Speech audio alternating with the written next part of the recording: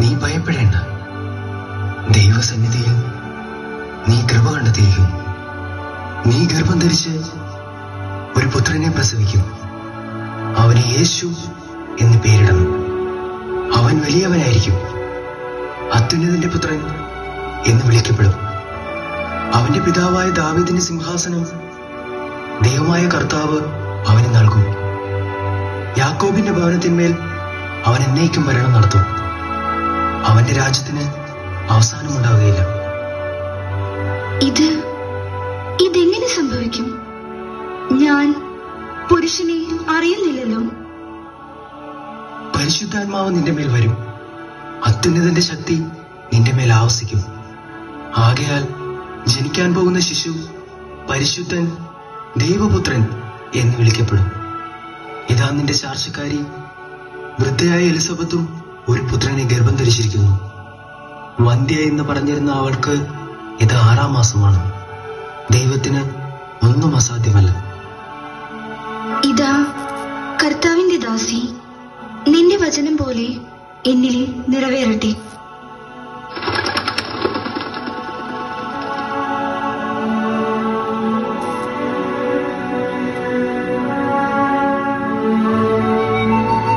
മകളെ, നീ സമാധാനമായിരിക്കുക. ദൈവത്തിന്റെ ഇഷ്ടം പോലെ നടക്കട്ടെ. അമ്മേ, എലിസബത്തും ഗർഭിണിയായിരിക്കുന്നു. ഞാൻ അവിടെ ചെന്ന് എന്റെ സന്തോഷം പങ്കുവെക്കട്ടെ. ദൈവത്തിന് സ്തുതി. നീ ഉടൻ തന്നെ അവിടെ ചെന്ന് അവളെ പരിചരിക്കുക. എന്റെ അന്വേഷണവും എലിസബത്തിനെ അറിയിക്കുക.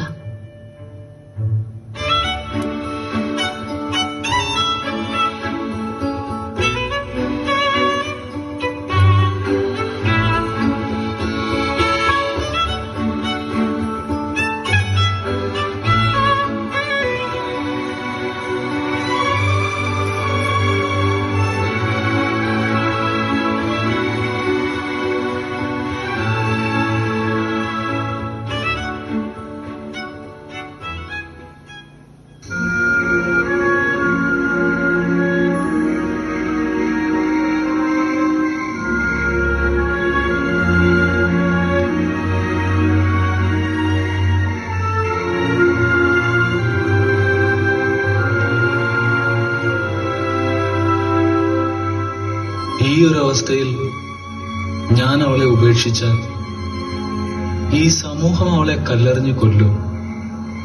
പക്ഷേ മറ്റൊരുവന്റെ ശിശുവിനെ ഉദരത്തിൽ വഹിച്ചിരിക്കുന്നവളെ സ്വീകരിക്കുന്നതും ഉചിതമല്ല. രഹസ്യമായി ഉപേക്ഷിക്കുന്നതാവും നല്ലത്.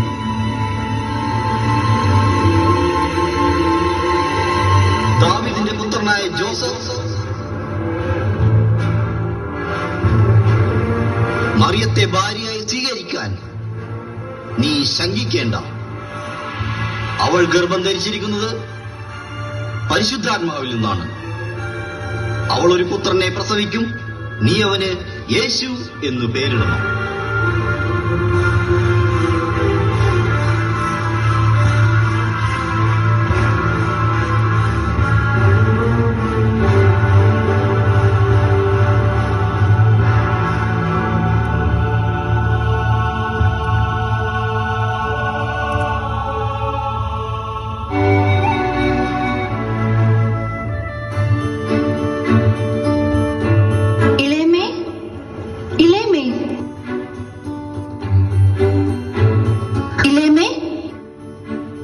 മറിയം,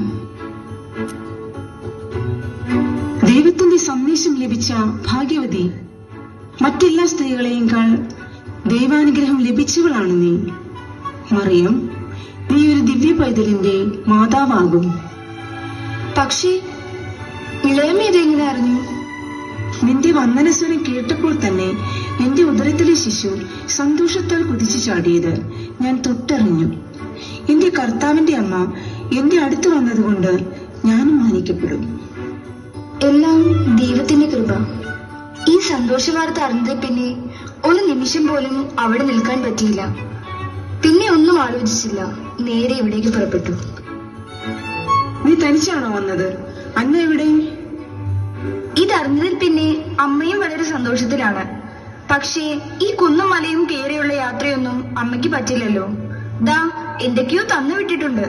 അത് മാത്രമല്ല, ഞാൻ ഇനി കുറച്ചുനാൾ കഴിഞ്ഞേ മടങ്ങി പോകുന്നുള്ളൂ. എന്റെ കർത്താവിന്റെ അമ്മ എന്നെ പരിചരിക്കാനോ? അത് ഇത് വിശ്രമിക്കേണ്ട സമയമല്ലേ? ഇളയമ്മയെ പരിചരിക്കുവാൻ ഞാൻ കടപ്പെട്ടവളാണ്. വരൂ.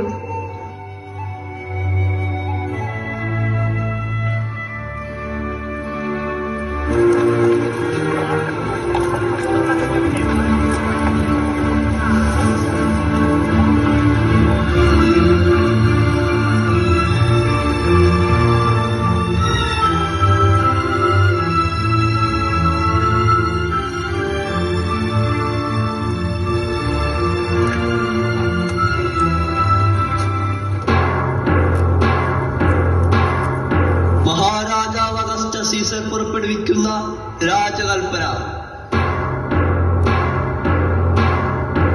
എല്ലാ ജനങ്ങളും അവരവരുടെ ജന്മദേശത്തേക്ക് പോയി പേരുകൾ എഴുതി ചേർക്കേണ്ടതാണ്.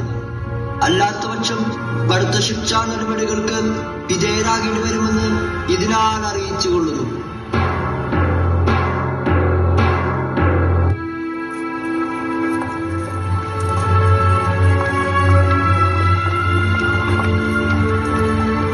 ബത്ലഹേമിലേക്ക് ഇവിടെ നിന്ന് ഒരുപാട് ദൂരമുണ്ട്. ഗർഭിണിയായ നിന്നെയും കൂട്ടി അത്ര ദൂരം സഞ്ചരിക്കുന്നത് ഉചിതമല്ല. പേരെഴുതി ചേർക്കപ്പെടണമെന്നത് രാജകൽപ്പനയാണ്. അതനുസരിക്കുവാൻ നമ്മൾ ബാധ്യസ്ഥരാണ്. രാജകൽപ്പനയാണ്, അതെനിക്കും അറിയാം. പക്ഷേ ശിശുവിന്റെ കാര്യം അത് നമ്മൾ ശ്രദ്ധിക്കേണ്ടതല്ലേ? ഇത് ദൈവനിശ്ചയമാണ്. ശിശുവിനെ ദൈവം കാത്തുകൊള്ളും. വരൂ, നമുക്ക് യാത്ര പുറപ്പെടാം.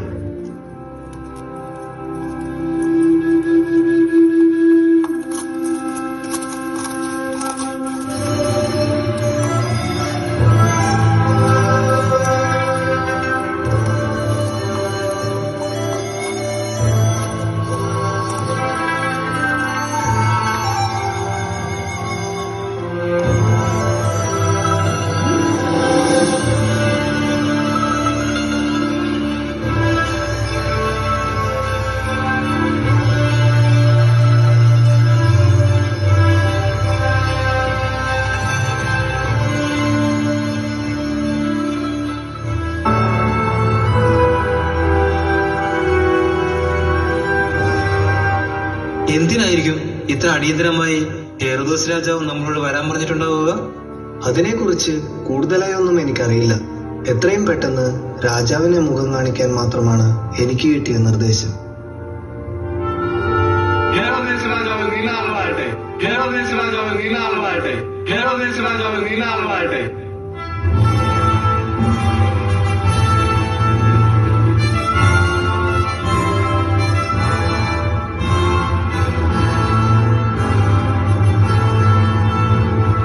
അഗസ്റ്റസ് സീസറുടെ കൽപ്പന പ്രകാരം എല്ലാം മുറ പോലെ നടക്കുന്നുണ്ടല്ലോ.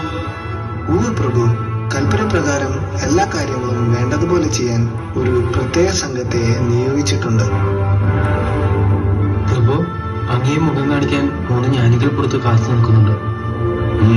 അവരോട് കടന്നു വരാൻ പറയും. ഉത്തരവ് പോലെ. ഒന്നിനും ഒരു കുറവും ഉണ്ടാകരുത്. കൽപ്പന പോലെ പ്രഭു. ഹെറോദേസ് രാജാവിന് പ്രണാമം. നമ്മുടെ കൊട്ടാരത്തിലേക്ക് മൂവർക്കും സ്വാഗതം. എന്താണ് നിങ്ങളുടെ ആഗമന ഉദ്ദേശം? പ്രഭു, ഞങ്ങൾ പൗരസ്ത്യ ദേശത്ത് നിന്ന് വരുന്നവരാണ്. യൂദയ ദേശത്ത് ഒരു പുതിയ രാജാവ് ജനിച്ചു എന്നറിഞ്ഞ് അവനെ കാണുവാനും ആരാധിക്കുവാനും വന്നതാണ്. പുതിയ രാജാവ്? നമ്മുടെ കൊട്ടാരത്തിൽ അങ്ങനെ ഒരു ജനനം സംഭവിച്ചിട്ടില്ല. യൂദയ ദേശത്തും അങ്ങനെ ഒന്നും ഉണ്ടായിട്ടില്ല. പിന്നെ നിങ്ങൾ ആരെ കുറിച്ചാണ് പറയുന്നത്? ഏത് രാജാവിനെ കുറിച്ചാണ് സംസാരിക്കുന്നത്? ജനനം സംഭവിച്ചു എന്ന് ഞങ്ങൾക്ക് വെളിപാടുണ്ടായതാണ്. ശിശുവിനെ കണ്ടെത്താൻ യാത്ര പുറപ്പെട്ട ഞങ്ങൾ വഴികാട്ടിയായി കിഴക്ക് ദിക്കിൽ ഒരു നക്ഷത്രം കണ്ടു. ആ നക്ഷത്രം ഞങ്ങളെ ഈ ദേശത്തേക്കാണ് നയിച്ചത്. അങ്ങയുടെ കൊട്ടാരത്തിൽ അങ്ങനെ ഒരു ജനനം സംഭവിച്ചിട്ടില്ലാത്തതിനാൽ ഞങ്ങളെ തിരികെ പോകാൻ അനുവദിച്ചാലും.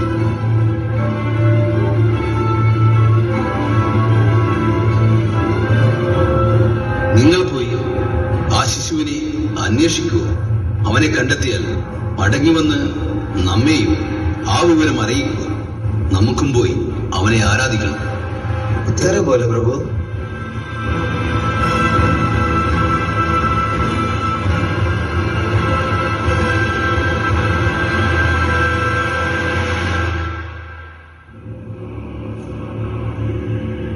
ആരോടെ?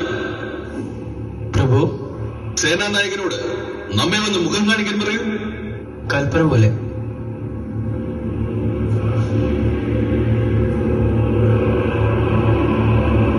ഹെറോദേസ് രാജാവിന് പ്രണാമം. നമ്മുടെ ദേശത്ത് ഏതോ പുതിയ രാജാവ് ജനിച്ചിരിക്കുന്നുവെന്ന് 3 ജ്ഞാനികൾ വന്ന് നമ്മെ അറിയിച്ചു. അവരെ പിന്തുടരുക. ഇതിൽ എന്തെങ്കിലും വാസ്തവമുണ്ടെന്നറിഞ്ഞാൽ തൽക്ഷണം ആ ശിശുവിനെ വധിക്കുക. ഉത്തരവ് പോലെ മഹാരാജൻ.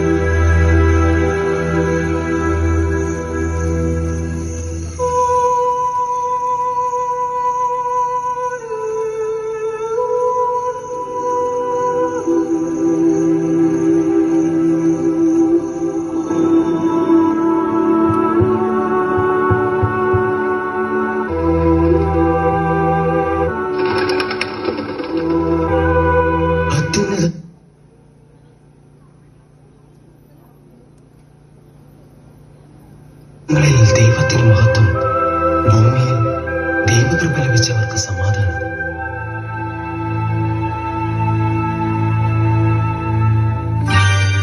യഹൂദിയായിലെ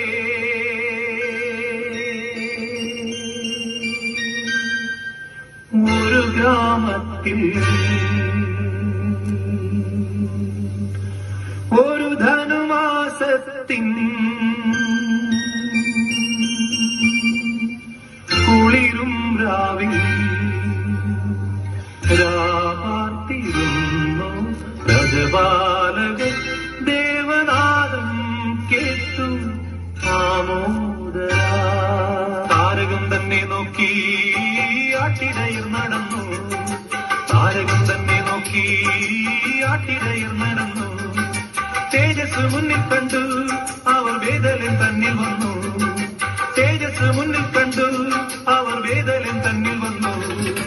രാജാതിരാജന്റെ പൊൻതിരുമേനി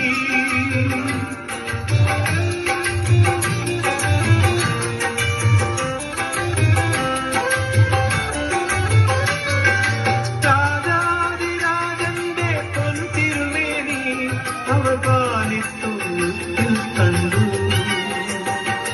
മന്നവർ മൂവരും ദാവീദിൻ സുതനേ. മന്നവർ മൂവരും ദാവീദിൻ സുതനേ. കണ്ടു വണങ്ങിടുവാൻ അവർ കാഴ്ചയുമായി വന്നു. കണ്ടു വണങ്ങിടുവാൻ അവർ കാഴ്ചയുമായി വന്നു. ദേവാധിദേവന്റെ തിരുസന്നിധിയിൽ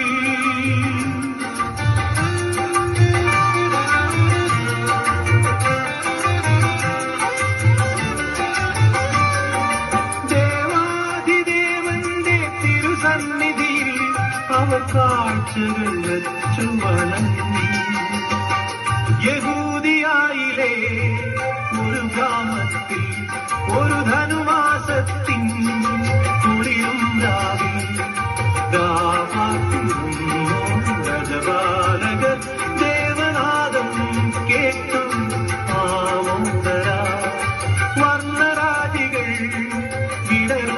യോർദാനിൽ